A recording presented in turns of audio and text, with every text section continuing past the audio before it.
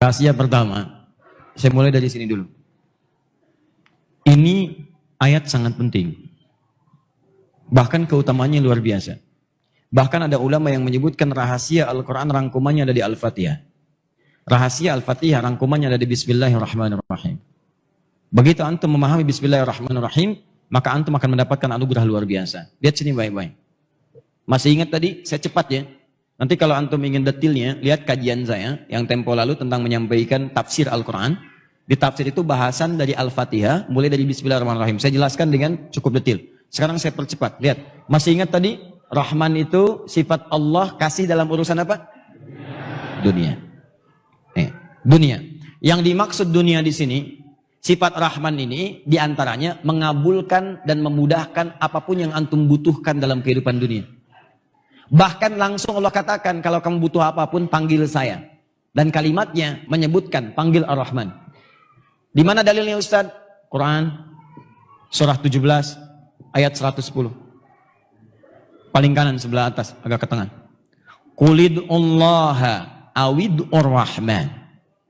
Kalau kamu punya persoalan, punya kebutuhan, punya keinginan apapun, dalam urusan-urusan kamu, terutama di dunia kamu, ya, urusan rumah tangga, urusan kantor, pekerjaan, kehidupan sosial. Kata Allah, jangan berkeluh kesah, capek, jangan bikin status, tidak menyelesaikan masalah. Ingat, kalau ada persoalan, gak usah diungkapkan di status antum. Status itu yang baik-baik aja. Share hadis, share ayat, share nasihat, itu status.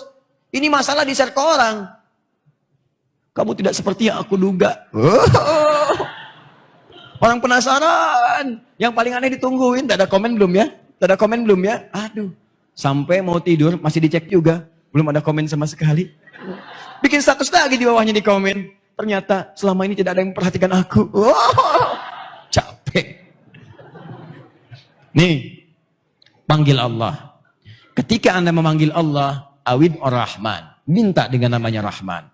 Rahman, ya Rahman, Rahman, ya Rahman. Ternyata sifat Rahman itu diantaranya mengabulkan apapun yang antum inginkan dalam urusan dunia.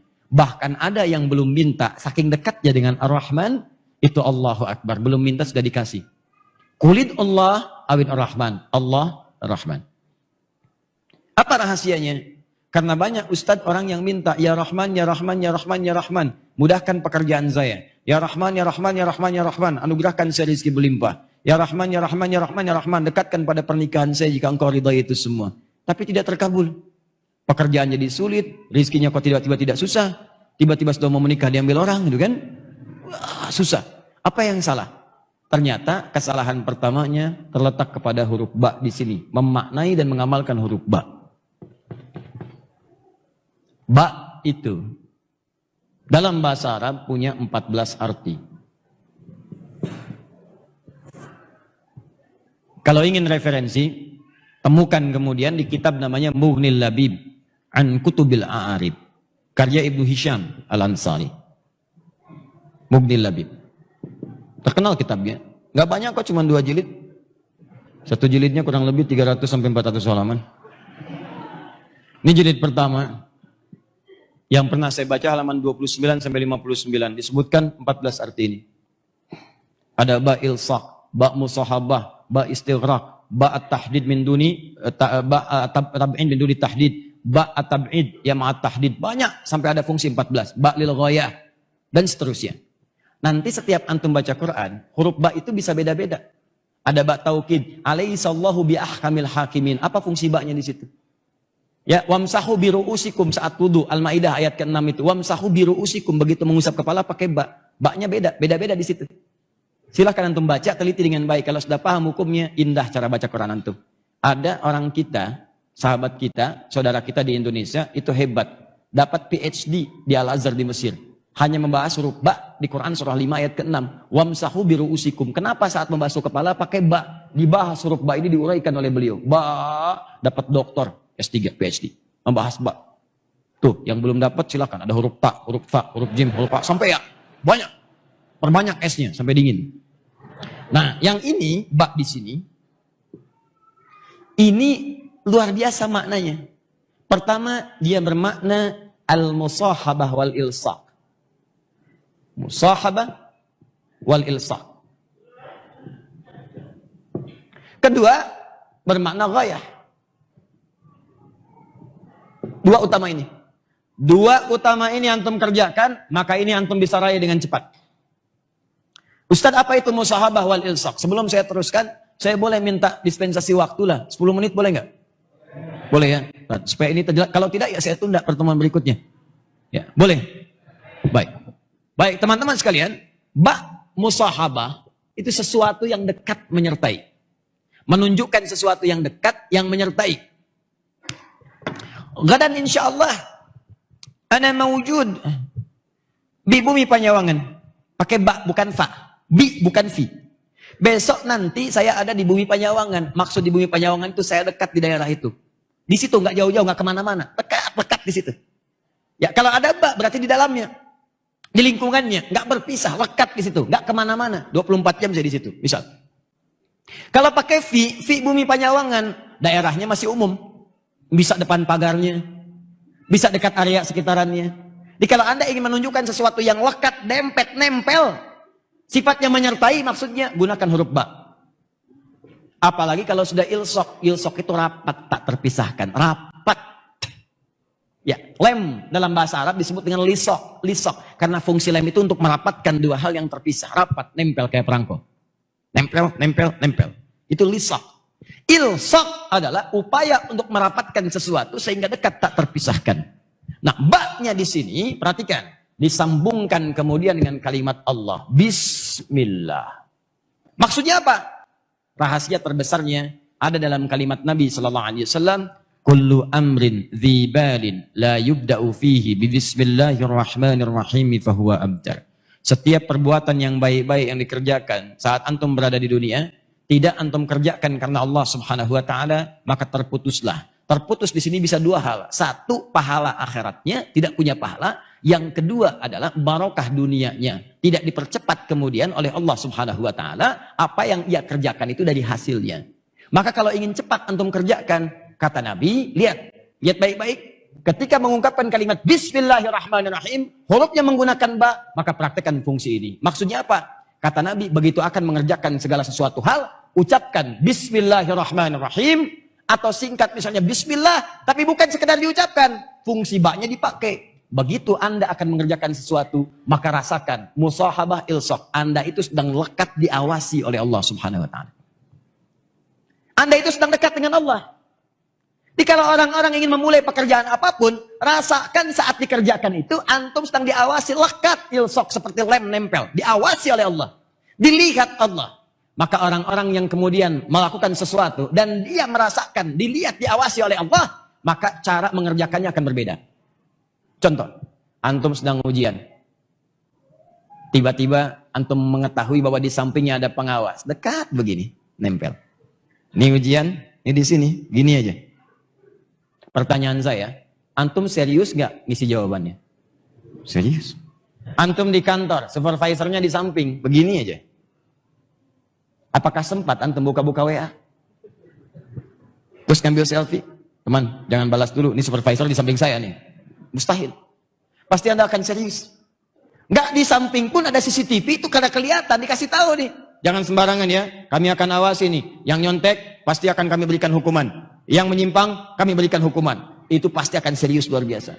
Maka bagaimana dengan orang yang sholatnya, Bismillahirrahmanirrahim, ba-nya, dia lakukan ketika dia kerjakan, dia merasakan Allah sedang melihat sholat saya.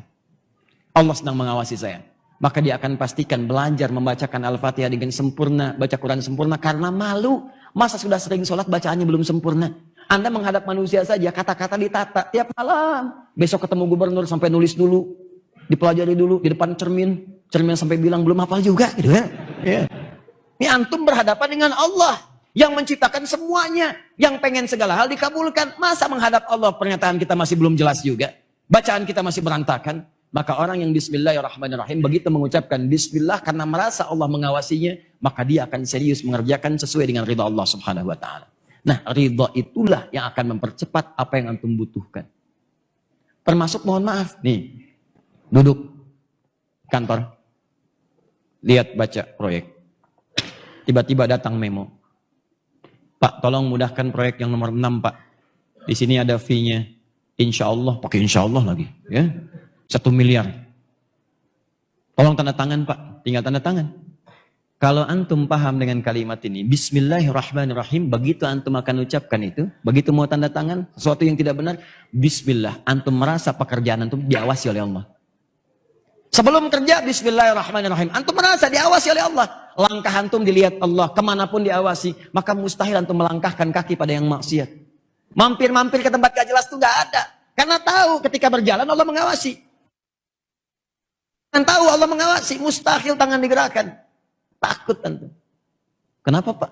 Dipegang aja Pak. Apa Anda tidak sadar kita sedang diawasi Allah? Kita memang berdua, tapi Allah melihat kita. Apa antum ridha saya diwafatkan dalam keadaan sedang maksiat? Siapa yang bisa menjamin saya sehat? Begitu saya tanda tangan, saya wafat. Uangnya tidak saya terima, tapi neraka jaminan bagi diri saya. Maaf, saya tinggalkan semua ini. Walaupun saya harus kehilangan pekerjaan. Tapi Pak, orangnya mengatakan tambah 100 miliar Pak. Gak peduli. Saya sudah tinggalkan semua itu. Pak, orangnya mengatakan tambah lagi 500 miliar Pak. Sebentar, saya istikharah dulu. Saya istikharah dulu. Gak ada. Kalau sudah begini, sudah. Gak peduli dia mau dikasih berapa, sudah. Dia gak akan tukar surga dengan dunianya. Paham ya? Nah, jadi teman-teman sekalian, ini kalimat ini terakhir goyah. Dia tujukan semua karena Allah. Jadi kalau antum kerjakan segala hal, misalnya, maaf sekali.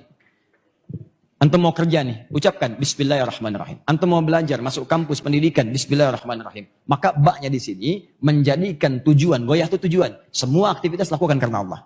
Makan karena Allah, minum karena Allah, kerja karena Allah, merawat anak karena Allah, ya merawat masjid karena Allah. Begitu antum kerjakan semua karena Allah, lillah, bukan karena yang lain.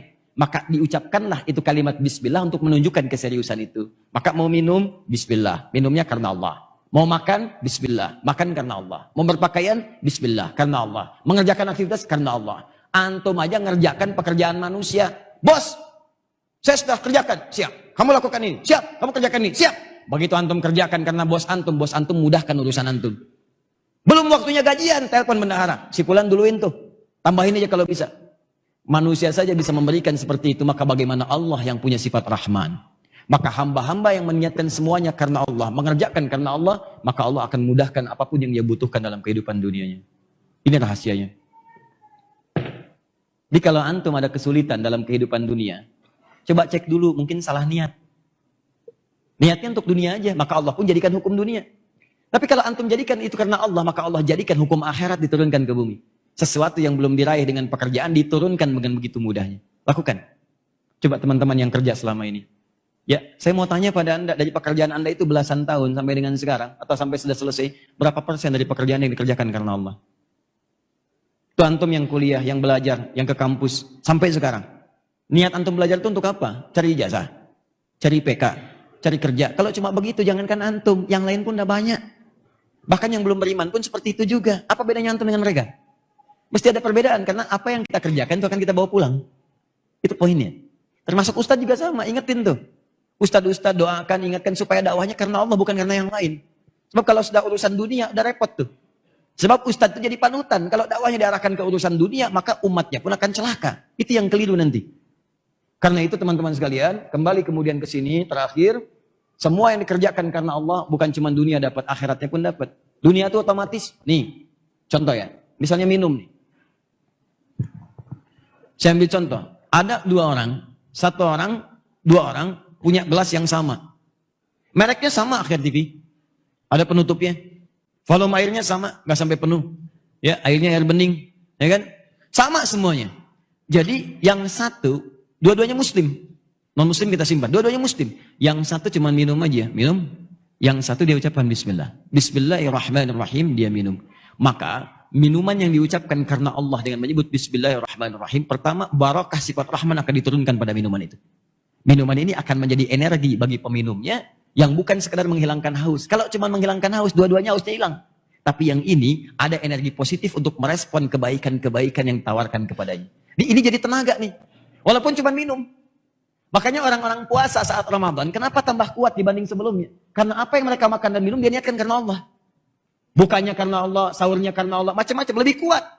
Kalau yang lemes-lemes itu kelihatan, makannya banyak tapi lemesnya banyak.